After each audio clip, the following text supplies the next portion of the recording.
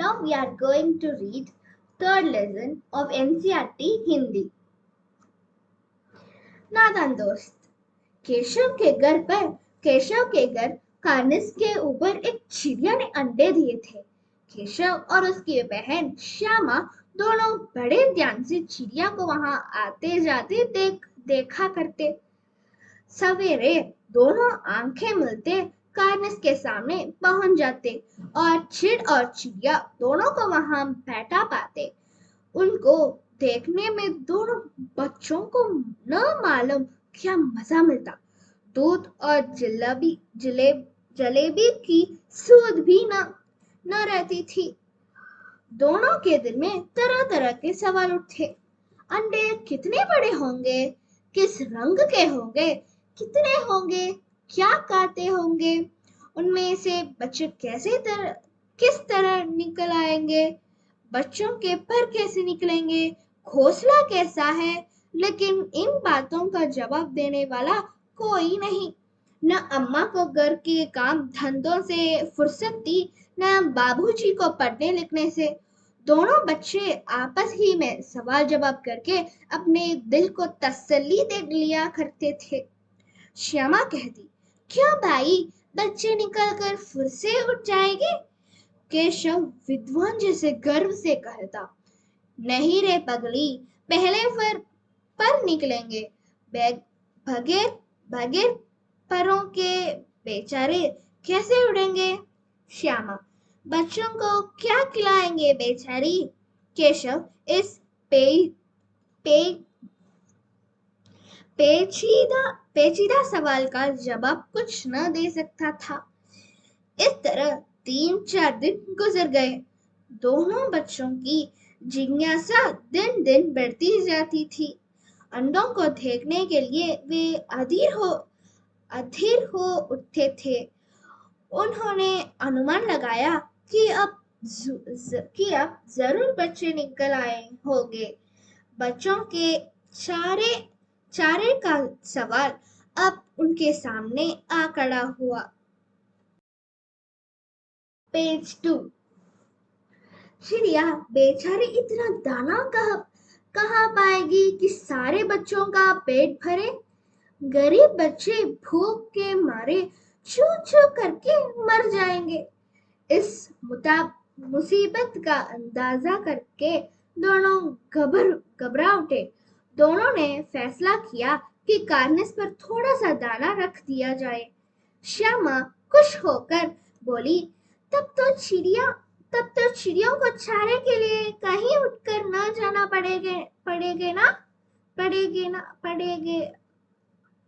पड़ेगा ना?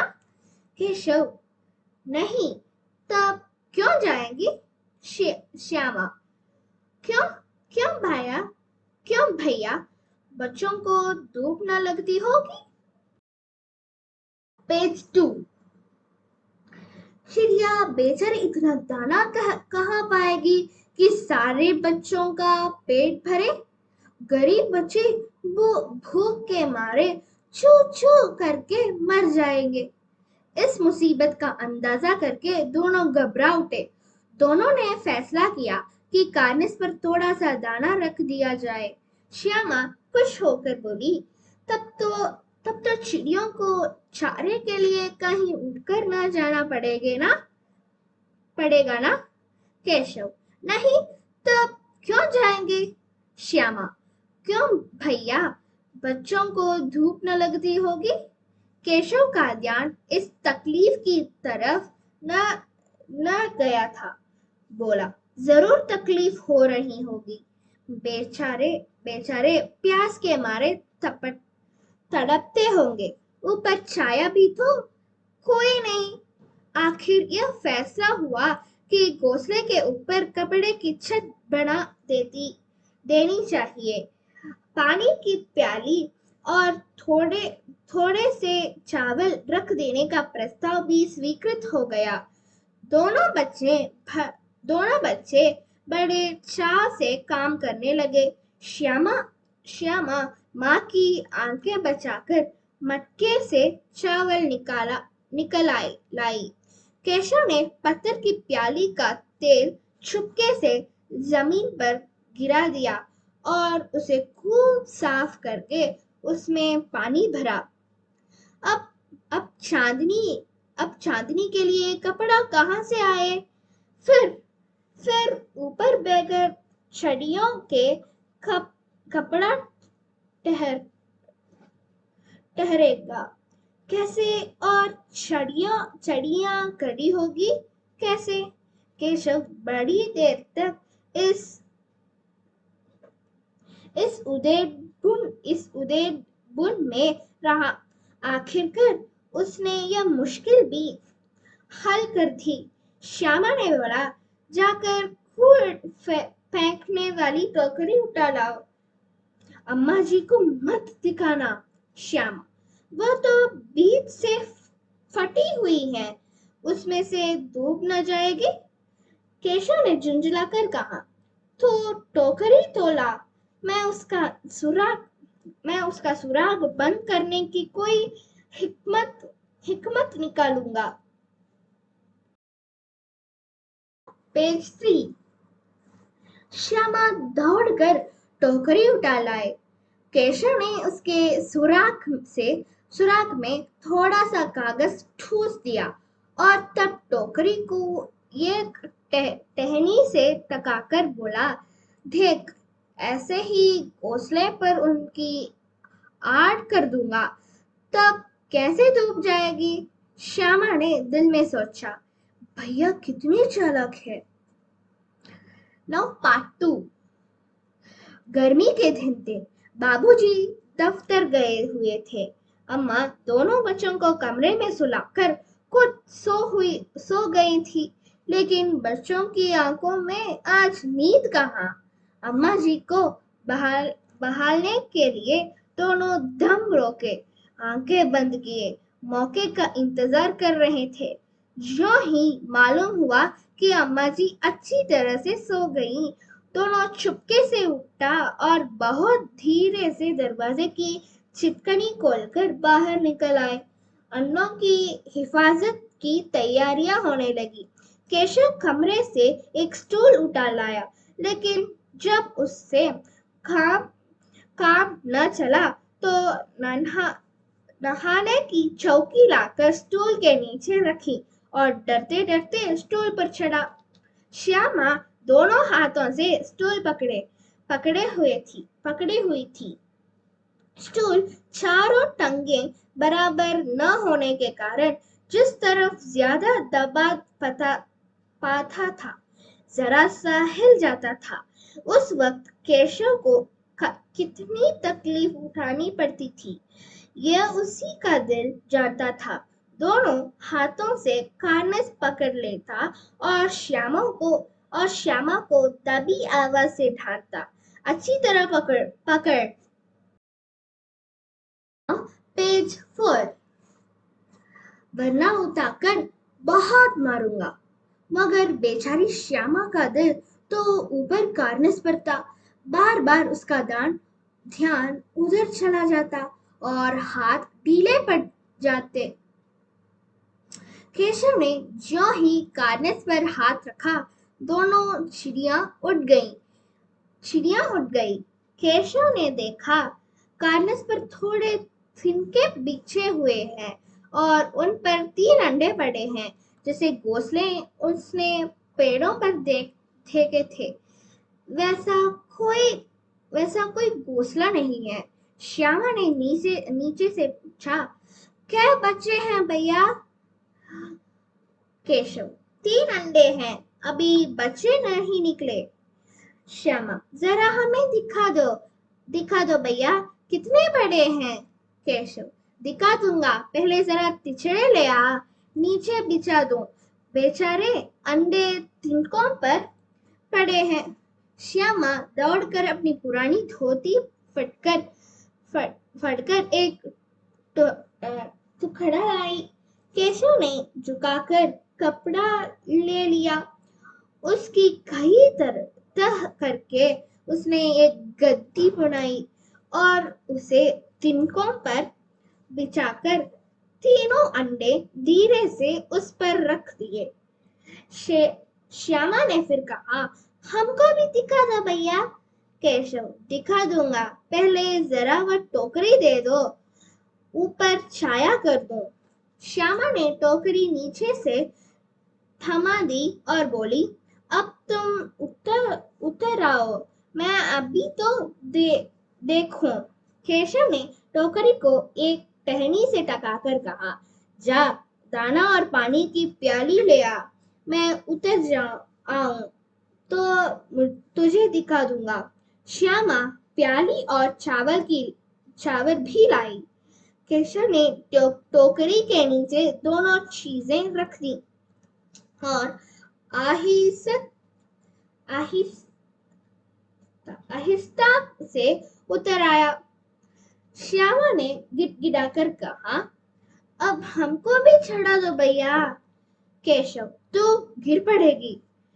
श्यामा, ना गिरेगी भैया, तुम नीचे से पकड़ रहना।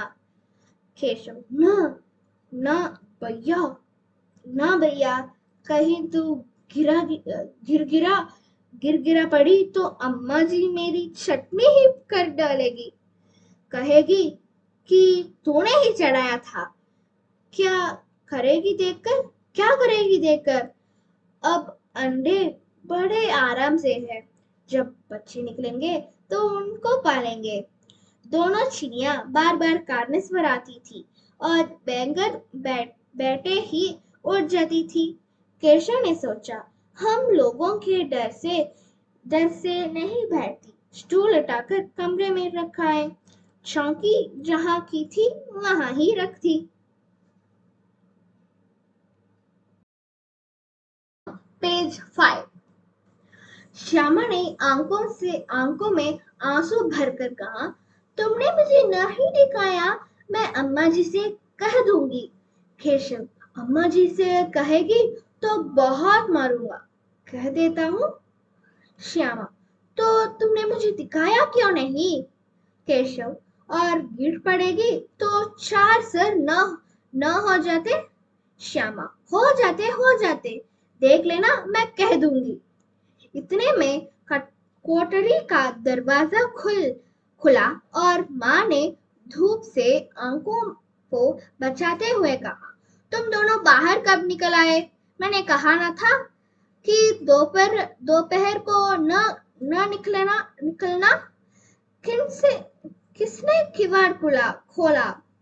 किवाड़ केशव ने खोला था, लेकिन श्यामा ने माँ से यह बात नहीं कही।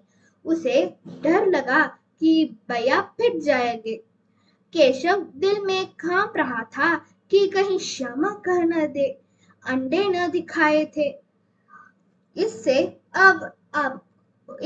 अब उसको श्यामा पर विश्वास न था।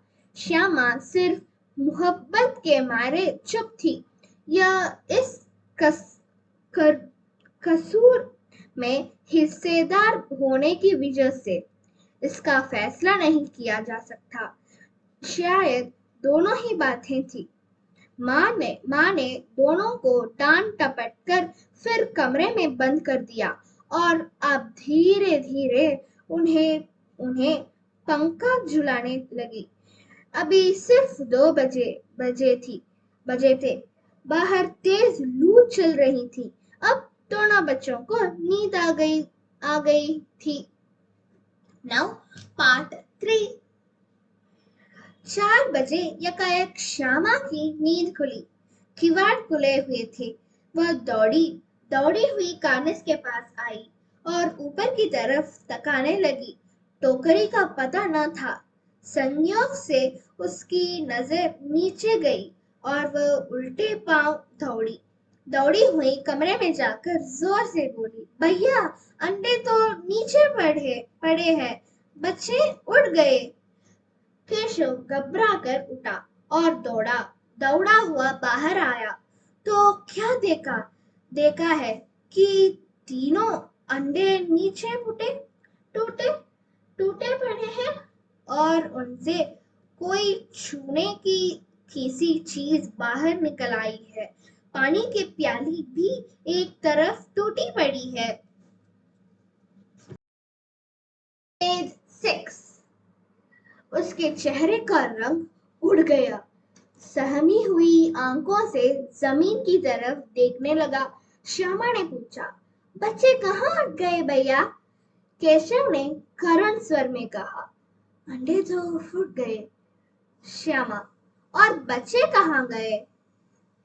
केशव, तेरे सर में देखती नहीं है, अंडे में से उजल उजला उजला पानी निकल आया है। वहीं तो दो चार दिनों में बच्चे बन जाते। माँ ने सोटी सोटी हाथ में लिए हुए पूछा, तुम दोनों वहां धूप में क्या कर रहे हो? श्यामा ने कहा, अम्मा जी, चिड़िया के अंडे टूटे पड़े हैं। माँ ने आकर टूटे हुए अंडे को देखा और गुस्से से बोली, तुम लोगों ने अंडे को चुका होगा। अब तो श्यामा को भैया पर जरा भी तरस न आया। उसी ने शायद अंडों को इस तरह रख दिया कि वह नीचे गिर पड़े। इसकी उसे सजा मिलनी चाहिए। बोली, इन्होंने अंडे को छेड़ा था अम्मा जी। माँ ने केशव से पूछा, क्यों रे? केशव भीगी बिल्ली बना खड़ा रहा। माँ, तो वहां पहुंचा कैसे? पेज 7। श्यामा, चौकी पर स्टूल रखकर चढ़े अम्मा जी। केशव, तो स्टूल थामे नहीं नहीं खड़ी थी। श्यामा, तुम्ही ने तो कहा था। माँ, तो इतना बड़ा हुआ, मुझे अभी इतना भी नहीं मालूम कि छूने से चिड़िया के अंडे गंदे हो जाते हैं। चिड़िया फिर उन्हें नहीं सहती। श्यामा ने डरते डरते पूछा, तो क्या चिड़िया ने अंडे गिरा दिए हैं अम्मा जी? माँ, और क्या करती? केशव के सिर इसका पाप करेगा। हाय हाय, तीन जाने ली थी। माँ, और क्या करेगी? केशव के सिर इनका पाप पड़ेगा।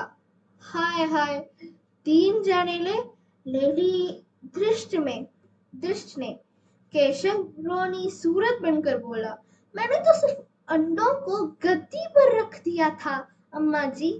माँ को हंसी आ गई, मगर केशव को कई दिनों तक अपनी गलती पर अफसोस होता रहा। अंडों की हिफाजत करके करके के जोग में उसने उनका सत्यानाश कर डाला। इसे याद कर वह कभी कभी रो पड़ता था। दोनों चिड़िया वहां फिर न दिखाई दी। कवि प्रेमचंद।